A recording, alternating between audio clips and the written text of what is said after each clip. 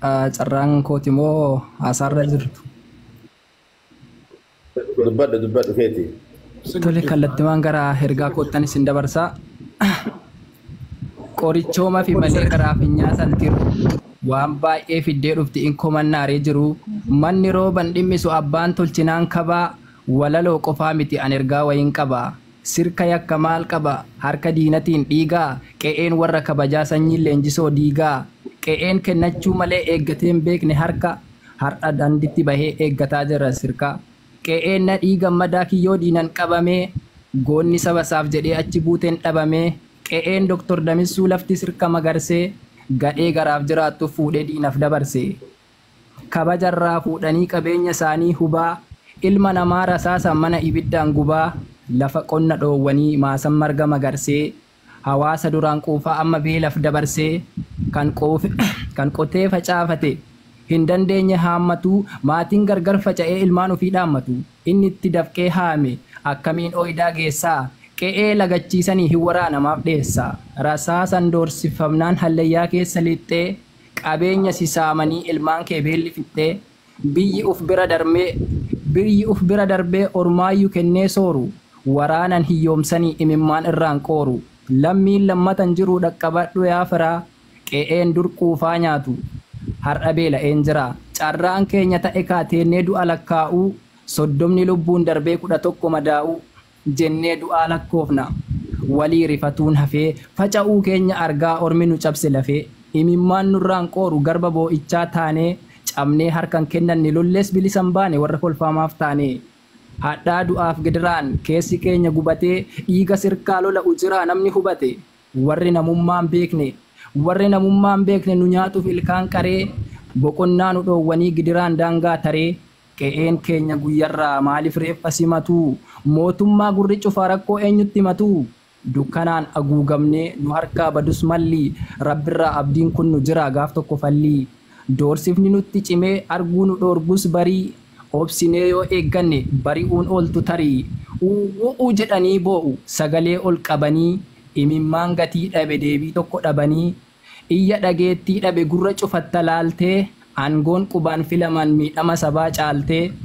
innumti duraan beeknu yoo wallaalame garrii yeroo itti eegganna in komatamu barrii qaamni haadha deessetti murtee akkanaa laatu seera da'oo godhattee seenaan moo jalaan baatu arsiin sirka beela'een gurraan dhaga'uun fafaa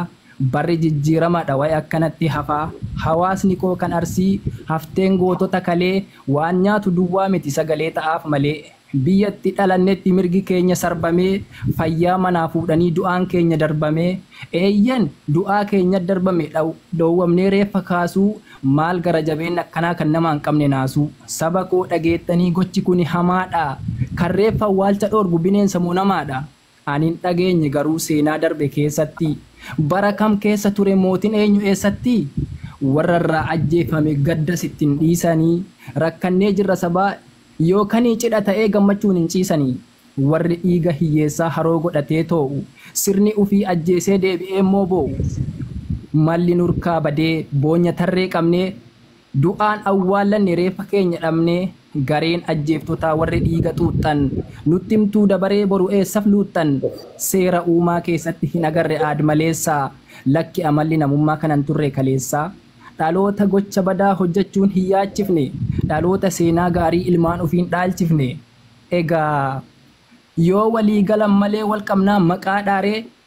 yoo walii tolan malee wal faarsuun galaa dhaaree lammii koo oromoo bitaaf mirga kee laali rakkoo qofa lallabnu furmaanni keenya maali rakkoon nageenyaa cimee nu dhoowwe baanee galuu qe'ee ulfina qabuuf kun silaa har'an malu biyyi arsiif hin taane kutaa kamiifuun taatu kan harmee koo boochise harmee keetillee naatu ayyi Itoophiyaa biyya gaarii lagattee ittiin beekamtu cubbuun biyya namni ragasaa salphatti baatu lubbuun dhaloota dhumaa taanee hin gannu aadaa durii rakkoo wal baasuun hafee walitti hin dibnu xurii arsiin sabaa fi malee jiraateen beeku garaa xurii wal dibuu hin qabnu seenaa qoradhaa baraa biyya gootota danuu wanjoo gabrummaa didee qe'ee harka muramee qe'ee harkaaf harmi muramee ifa kana nuu fide arsoomni qorsooma'ee hangafa aadaaf safuu seenaa baay'ee hojjetan kan dhalootatti hafuu bara mootii minilik bara dukkanni cimii goota seenaa jijjiire leenjisoo dhiigaa himii qe'een jeneraal waaqoo saanduqa gootaa kuusu warri kilaashin lolee xiyyaara samii buusu eeyyen arsiidha gootonni maanaa sabaa baatu kan diina jilbiiffanne warri iccitii nyaatu bu'uura qabsoo oromoo haaji aadamii saaddoo goota xalayaa nyaatee diinatti ta'e yaaddoo michuun akka jaalnadhii oromummaa diriirsee ufii jiraan dhabamee dhaloota immoo hiriirsee arsii hambaa goototaa warra lolee moo'atu burqaa atileetotaa kan addunyaa to'atu qe'ee maraataa qabee uffisee galchu carqii warra biyyattii fiigee galii taasisu warqii warra gaafa dubbatu lammirraa gumaa fixu hayyoota cal'isullee onnee ummataa lixu warra maalummaa qabsoo ifanuu godhe falmee gootota seenaa jaraa dhaloonni laalu galmee nuti fooniif lafeedha oromummaatu dhiigaa cinaachi koo madaa'ee galeerra funan fiigaa kutaan 11 omoon bahaaf lixaa inni kaaba fi kibbaa waliin caalu nuuf qixaa eeyyan waliin caalchisu maqaa tokko himannaa gammachuu ta'ee gadda waloon baanee simannaa kunoo akkuma kalee iddoo rakkinni jiru riqicha walii taana oromoo waliin hiru gosa abbaati malee hin himan ka'eessumaa oromoon dhiigan malee waliin qoodu teessumaan walloo fi wallaggallee haranges ta'e jimmaa rakkoon ummata oromoo hunduma keenyaaf dhimma dhiiga keenyatu tokko oromoo shawaaf iluu yoo nu waliin rifanne ormi garaa nun hilu warri sikkoo fi mandoo hawaasni arsiif baalee somba tokkoon harganna kan booranaaf salaalee haga fedhan dhiibanuu tulluun sochoosan bakka boruu keenyaaf nuu tolamee wal gorsinuu takka karra jibbaa cufaatii jaalalaaf garaa hiraa oromoon dhiiga tokko bakka kamittuu firaa akka samiif ardiiti hojiin rabbiif ilma namaa kan ani beeka jedhu sarka isaan gaagaramaa qaroon ijaa cufattuu hin wallaalamu garrii eessa jirta yaa nama sin dogongorsin barrii osoo wal kunuunsine wal kuffisuun nurraa hafee karaan irra deemnullee nu jalaa dhuma dafee egaa maal goonure qoree walitti taanee wal waraanna faana miila xiyya tokko waraannameen tokkollee argee jiila hojiin keenya kuufamee walitti dabalamaa balleessaa afaanittiif gurrimaa kabalamaa qaamni keenya furdatee qalbiin akkan haphanne inta inaa yaafiraa warra garaan maxxannee atummaan eessaa dhufte warri jedhullee jiraa kana nan gaafatinaa oromoo taanan firaa eessatti dhalatte ati arsi moo jimmaa jettee gaafachuu yaannan an oromoodha malee kutarraan qabu dhimmaa dhiifama sin gaafadhuu qabaa waanan balleesse walaloon tiyya kunoo gara xumuraa geesse haguma wallaala koo ergaa qabu tarreessaa saba koof galaa jiruu walaloo nan barreessaa kalee harkaan barreesse cobsee qalama kiyyaa har'a sin dhageessisuuf kunoo sagaleen iyyaa ergaa kiyya xumure amma sin dhageeffadhaa dogoggora qabaannan gorsaana sirreeffadhaa galatoomaa hundinuu xiqqaaf guddaa hin jenne abbaan sagantaa koottu ammaa ikisiif kenne galatooma Masha Allah Masha Allah maaf garacha rakkaafta bujaanana dumura irratti hoggaarra nakkaafta rabbi umrii si haadha Sumaani ammas walaloo warra waan kanatti dadhabbii qabuutu na bira jira waan ta'eef kan isaanillee namoota muraasa keessaa kan maqaa yaamu waan jiruuf yoo yeroon qabu gabaabsee namoota warra akka galateeffannaatti galateeffadhu jira waan ta'eef nama fulchachuun barbaade.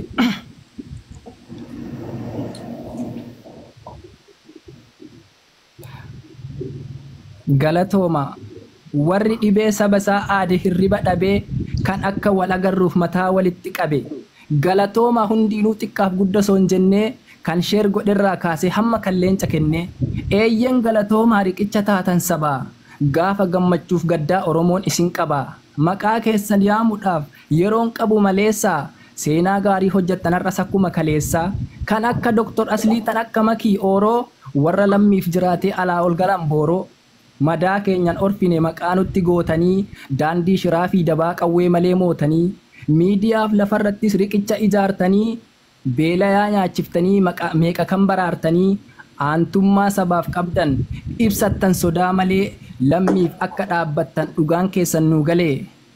eeyyen Dr. Asliif caba lammii okkolta imimmaan kee cobsitee misaa'ila arrabaa sitti darbi obsitee ati dhugaaf jiraatta sharafteen beektu irbuu abbaan fedhe seenaa kee xurii dibellee sirbu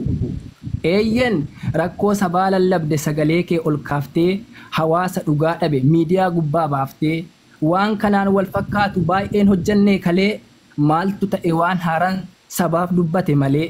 akkuma walloof wallaggaa iyyee hirriba dhabee har'as akka gaafsanii guyyaa gargaarsaa qabee simbo qabeessa gurbaa sanyii leenjisoo diigaa dhugaa dabde deebisuuf halkaniif guyyaa fiigaa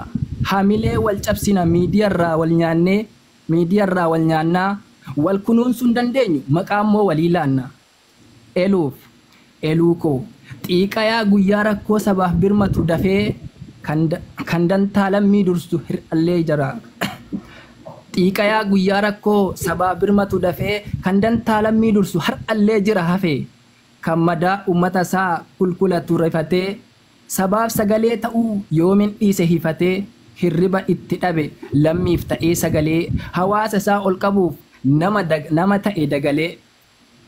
hin ta'u harka hin teenne harka maree gaafa lammiin isaa cabu galatoomi ilooko ani jecha siin qabu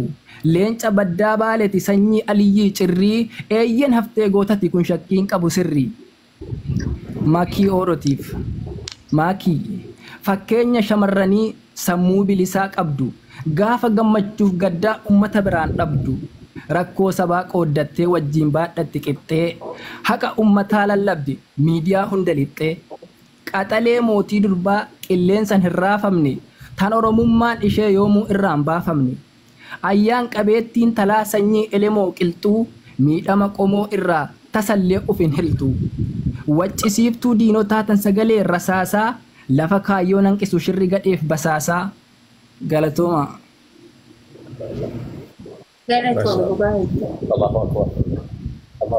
galatoomii baabaa kiyya ulfaadha guddadhu galma ga'e